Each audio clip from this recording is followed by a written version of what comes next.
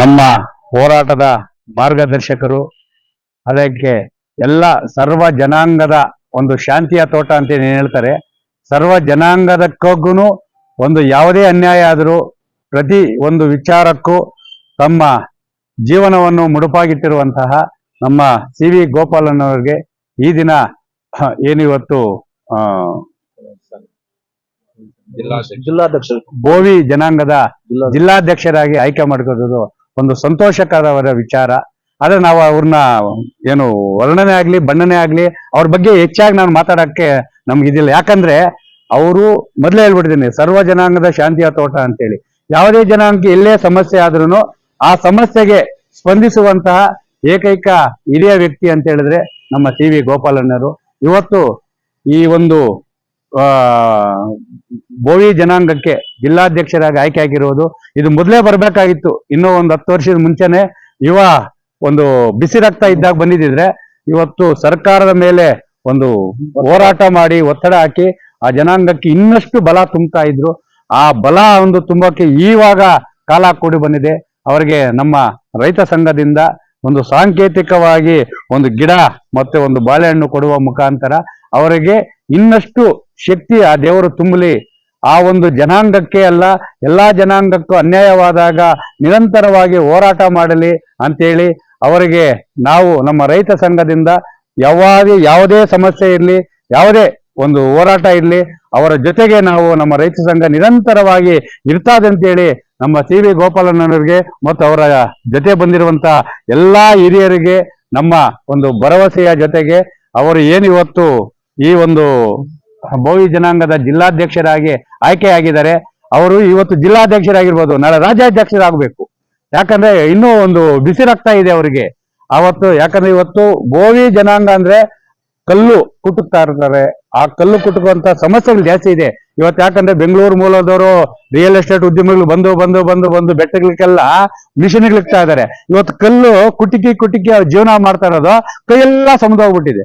ಆ ಕೈ ಸಮುದ್ರೋಗಿರೋರಿಗೆ ಇವತ್ತು ಪ್ಯಾಚಪ್ ಹಾಕೋದೆಲ್ಲ ಅವರಿಗೆ ಮುಲಾಮ್ ಹಚ್ಚೋಕೆ ನಮ್ಮ ಸಿ ವಿ ಗೋಪಾಲಣ್ಣ ಬಂದಿದ್ದಾರೆ.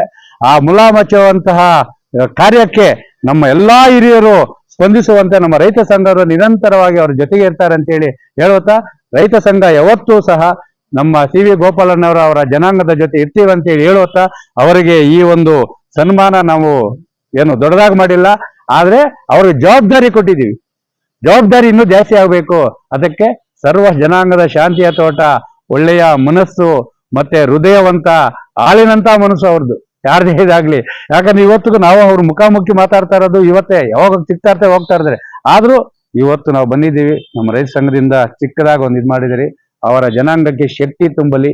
ಕಟ್ಟ ಕಡೆಯ ವ್ಯಕ್ತಿಗೆ ಏನಾದ್ರು ಸಮಸ್ಯೆ ಆದ್ರೆ ನಿರಂತರವಾಗಿ ಹೋರಾಟ ಮಾಡಲಿ ಅಂತ ಹೇಳುತ್ತಾ ನಮ್ಮ 2 ಮಾತುಗಳನ್ನು ಮುಗಿಸ್ತಾ ಇದ್ದೀನಿ.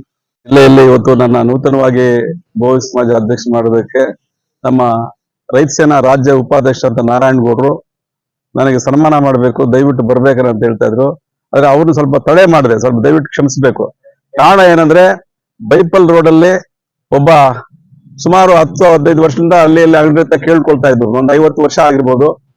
ಅವನು ನೆನ್ನೆನೂ ಬಿದ್ದಿದ್ದ ಬೈಪಲ್ ರೋಡ್ ಅಲ್ಲಿ, ಬೈಪಾಸ್ ಅಲ್ಲಿ. ಸೊ ಇವಾಗ ಬೆಳಗ್ಗೆ ನಾನು ಗಾಡಿಯಲ್ಲಿ ಹೋಗ್ತಾ ಇರುವಾಗ ಚಳಿಯಲ್ಲಿ ಅಲ್ಲೇ ಬಿದ್ದಿದ್ದ. ಏನಪ್ಪ ಇವನ ಅಂತ ನೋಡಿದ್ರೆ ಅಲ್ಲಿ ಹುಡುಗ ಅಲ್ಲಿ ಕೇಳಿದ್ರೆ, ಅಣ್ಣ ಇವನು ಎಲ್ಲೋ ಅಲ್ಲೇ ಬಿದ್ದೋಗ್ಬಿಟ್ಟು ಕಾಲ್ ಪ್ಯಾಚರ್, ಇವನ ಯಾರು ದಿಕ್ಕಿಲ್ಲ, ಇಲ್ಲಿ ನಾವು ಊಟ ಗಿಟ್ಟ ತಂದು ಕೊಡ್ತಾ ಇದೀವಿ, ಯಾರು ನೋಡ್ತಾ ಇಲ್ಲ ಅಂತೇಳಿ. ಅವ್ರ ತಕ್ಷಣ ಪೊಲೀಸ್ ಅವ್ರು ಗೋವಿಂದರಾಜ್ ಫೋನ್ ಮಾಡಿದೆ, ಮತ್ತೆ ಮಂಜುನಾಥ್ ದಬ್ಬೆದಾರು ಮತ್ತೆ ಶಿವರಾಜ್ ಬಂದ್ರು. ಅದ್ರಂತ ನಮ್ಮ ಕರ್ವೆ ಅಧ್ಯಕ್ಷ ಅಂತ ಹುಸೇನ್ ಅವ್ರಿಗೆ ಫೋನ್ ಮಾಡುದು. ಅವರು ನಾವೆಲ್ಲ ಬಂದು ಸೇರಿ ಮತ್ತೆ ಆಂಬುಲೆನ್ಸ್ ಅನ್ನು ಕರೆಸಿ ಆತನಿಗೆ ಬಟ್ಟೆಗಳನ್ನು ತರಿಸಿ, ಹೊಸ ಬಟ್ಟೆ ತರಿಸಿ ಬಟ್ಟೆಗಳು ಹಾಕಿ ಕರ್ಕೊಂಡು ಹೋಗಿ ನಾವು ಹಾಸ್ಪಿಟಲ್ ಅಲ್ಲಿ ಅಡ್ಮಿಟ್ ಮಾಡಿ, ಅಲ್ಲಿ ಲೋಕೇಶ್ ಅಂತ ಅವರು ಮೂಲೆ ಡಾಕ್ಟರ್ ಇದ್ರು, ಅವ್ರಿಗೆ ರಿಕ್ವೆಸ್ಟ್ ಮಾಡಿದ್ರು. ಸುಗ್ನಾ ಮೇಡಮ್ ಟೀಚ್ ಹೋಗಿ ರಿಕ್ವೆಸ್ಟ್ ಮಾಡಿದ್ರು. ಅವ್ರು ಬರಿದ್ರು, ಕೋಲಾರ್ ಬರೆದ್ರು, ಎಲ್ಲ ಹೇಳಿದ್ರು. ಸರ್ ನೀವು ಹೋದ ತಕ್ಷಣ ನೀವು ಕೋಲಾರ್ ಬರ್ದು ಬಿಡ್ತಾರೆ ನಮ್ಮ ಪೊಲೀಸ್ ಅವ್ರು ಅಂತ ಹೇಳಿದ್ರು. ಅವ್ರು ಕೋಲಾರ್ ಬರ್ದು ದಯವಿಟ್ಟು ಬೇಡ ಸರ್, ಯಾರು ದಿಕ್ಕಿಲ್ಲ, ಮುಳಬಾಲಲ್ಲಿ ಇದ್ರೆ ನಾವೇ ನೋಡ್ಕೊಳ್ತೀವಿ ಅಂತ ಹೇಳಿದ್ರು. ಮುಳಬಾಲಲ್ಲಿ ಏನೇ ಕಷ್ಟ ಬಂದು ನಾವು ನೋಡ್ಕೊಳ್ತೀವಿ ಅಂತ ಹೇಳಿದಾಗ ಅವ್ರು ಇಲ್ಲೇ ರಿಕ್ವೆಸ್ಟ್ ಮಾಡ್ಕೊಂಡು ಹೋದಾಗ ಅವ್ರಿಗೆ 6th ಮಾಡಿ ಆ ಸಿಮೆಂಟ್ ಕಟ್ಟನ್ನು ಹಾಕಿದ್ರು. ಅದರಿಂದ ಸ್ವಲ್ಪ ತಡವಾಯಿತು, ದಯವಿಟ್ಟು ಕ್ಷಮಿಸಬೇಕು.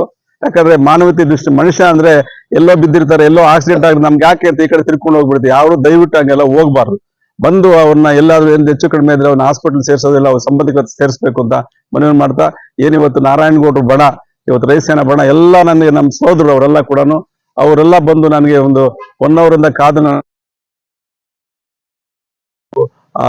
ಆಲ್ ಇಂಡಿಯಾ ಲೆವೆಲ್ ಹೋಗ್ಬೇಕು ಅಂತ ಗಣಪತಿ ಆಂಜನೇಯವನ್ನ ಇದರಲ್ಲಿ ನಾ ಕೇಳ್ಕೊಳ್ತಾ ಏನ್ ಇವತ್ತು ನಾನೇನು ಅಧ್ಯಕ್ಷ ಅಂದ್ರೆ ನಾನೇನು ಮೊದಲಿಂದ ಕೂಡ ವಿದ್ಯಾರ್ಥಿ ಜೀವನದಿಂದ ನಾನು ಎಲ್ಲಾ ಜಾತ್ಯತೀತವಾಗಿ ಪಕ್ಷಾತೀತವಾಗಿ ಕಾಲೇಜು ವಿದ್ಯಾರ್ಥಿಗಳೆಲ್ಲ ಕಂಪ್ಯೂಟರ್ ಎಲ್ರಿಗೂ ಸಹಾಯ ಮಾಡಿಕೊಂಡು ನಾನು ಕಲ್ಲುಕುಟ್ರ ಸಂಘ ಅಧ್ಯಕ್ಷರಾಗಿದ್ದೆ ನಾನು ತಾಲೂಕಲ್ಲಿ. ಯಾಕಂದ್ರೆ ಎಲ್ಲ ಓಬಳೇಶ್ವರ ಬಂಡೆ, ಕದ್ರಿಪುರ ಬಂಡೆ, ಆಮೇಲೆ ಇವರು ದಾಸೇಬಲ್ ಬಂಡೆ, ಆವಣಿ ಬಂಡೆ ಎಲ್ಲ ಹೊಡಿಬಾರ್ದು ಅಂತ ಹೇಳ್ತಾ ಇದ್ರು. ಆ ಸಂದರ್ಭದಲ್ಲಿ ನಾವು ಹೋರಾಟನ ಮಾಡಿದ್ರು. ಆವಾಗ ಕೂಡ ನಾರಾಯಣಗೌಡ ನಮ್ಗೆ ಸಹಕರಿಸಿರ್ತಕ್ಕಂಥವ್ರೆ.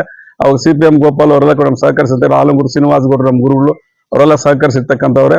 ಆದ್ರೆ ಈಗ ಮತ್ತೆ ಇತ್ತೀಚೆಗೆ ಈಗ ಸರ್ಕಾರದಲ್ಲಿ ನಾವು ಒತ್ತಡನ ಮಾಡಿದ್ವು. ಸುಮಾರು 20 ವರ್ಷದಿಂದ ಯಾರ್ಯಾರು ಬಂಡೆಗಳು ಹೊಡಿತಾರೋ ಅವ್ರಿಗೆ ಎಷ್ಟು ಹೊಡೆದ ಅದನ್ನ ಗುರುತಿಸಿ ನಮ್ಮ ತಾಲೂಕು ಅಧಿಕಾರಿಗಳು ಅವ್ರಿಗೆ ಗುರುತಿಸಿ ಮೈನ್ಸ್ ಅಂಡ್ ಜಿಯಾಲಜಿಸ್ಟ್ ಮತ್ತೆ ತಾಲೂಕು ದಂಡಾಧಿಕಾರಿ ಎಲ್ಲ ಗುರುತಿಸಿ ಅವ್ರಿಗೆ ಖಾತೆ ಮಾಡ್ಬೇಕು ಅಂತ ಹೇಳಿದ್ವು. ಈಗಾಗಲೇ ಇವ್ರು ತಾವು ಹೇಳ್ದಂಗೆ ನಮ್ಮ ನಾರಾಯಣಗೌಡ ಹೇಳ್ದಂಗೆ ಬೆಂಗಳೂರಿಂದ ಬಂಡವಾಳ ಸಾಹೇಬರು ಬಂದು ಅವರೆಲ್ಲ ಮಿಷನ್ಸ್ ಇಟ್ಟು ಅವೆಲ್ಲ ಕಂಪ್ಲೀಟ್ ಅವ್ರು ಮಿಷನ್ ಮಾಡಿ ಇದೆಲ್ಲ ತೊಂದರೆ ಮಾಡ್ತಾರೆ. ಇದ್ರ ಮುಂದೆ ಇದಕ್ಕೆಲ್ಲ ನಮ್ಮ ಸರ್ಕಾರ ನಮ್ಗೆ ಆದೇಶ ಕೊಟ್ಟರು ಕೂಡ ಅದು ಆದೇಶ ಅಲ್ಲೇ ಆಫೀಸ್ನಲ್ಲಿ ಇದ್ಬಿಟ್ಟೆ ಅದಕ್ಕೆಲ್ಲ ನಮ್ಮ ನಾರಾಯಣಗೌಡರು ಸಹಕರಿಸಬೇಕು. ಇಲ್ಲಿರ್ತಕ್ಕಂಥ ಎಲ್ಲಾ ಸಂಘ ಸಂಸ್ಥರು ಸಹಕರಿಸಿ ಆ ಸಮಾಜಕ್ಕೆ ಎಲ್ಲಾ ಜಾತ್ಯತೀತವಾಗಿ ಬಂಡೆ ಹೊಡಿತಾರೆ. ಎಲ್ರು ಕೂಡ ಬಂಡೆ ಜಲ್ಲಿ 40 mm 20 mm ಹೊಡಿತಕ್ಕಂಥವ್ರು. ನಾನು ಕೂಡ 15 ವರ್ಷ ಬಂಡೆಗಳನ್ನ ಆಂಧ್ರ ತಮಿಳುನಾಡು ಓಡಿಸಿ ನಾನು ಜೀವನ ಮಾಡಿರ್ತಕ್ಕಂಥ ನಾನು ಬಂಡೆ ಹೊಡೆದು ಈಗ ಕೂಡ ಎಲ್ಲಾದ್ರೂ ಕಲ್ಲಿಗಿಲ್ಲ ಯಾರಾದ್ರೂ ಇದ್ರೆ ಕಟ್ ಮಾಡ್ಬೇಕು ಅಂತ ಹೇಳಿದ್ರೆ ಯಾರು ಬರ್ಲಿಲ್ಲ ಅಂತ ನಾನೇ ಎತ್ಕೊಂಡು ಕಟ್ ಮಾಡ್ತೀನಿ. ಹಂಗೆ ನಾನು ಬೆಳೆದು ಬಂದಿರ್ತಕ್ಕಂಥವ್ರು. ನನಗೇನು ಒಂದು ಅಧ್ಯಕ್ಷನ ಕೊಟ್ಟಿರ್ತಕ್ಕಂಥ ನಮ್ಮ ಜಿಲ್ಲೆಯ ಎಲ್ಲಾ ನಾಯಕರುಗಳಿಗೂ ಎಲ್ಲ ನಮ್ಮ ಹಿರಿಯರಿಗೆಲ್ಲ ಕೂಡ ವಂದಿಸಿ ನನ್ಗೇನು ಇವಾಗ ಸನ್ಮಾನ ಮಾಡಿರ್ತಕ್ಕಂಥ ಎಲ್ರಿಗೂ ಭಗವಂತ ಒಳ್ಳೇದು ಮಾಡಲಿ ಭಾವಿಸ್ತಾ ನನ್ನ ಮಾತನ್ನ ಮುಕ್ತಾಯ ಮಾಡ್ತೀನಿ. ಜೈ ಹಿಂದ್, ಜೈ ಕರ್ನಾಟಕ.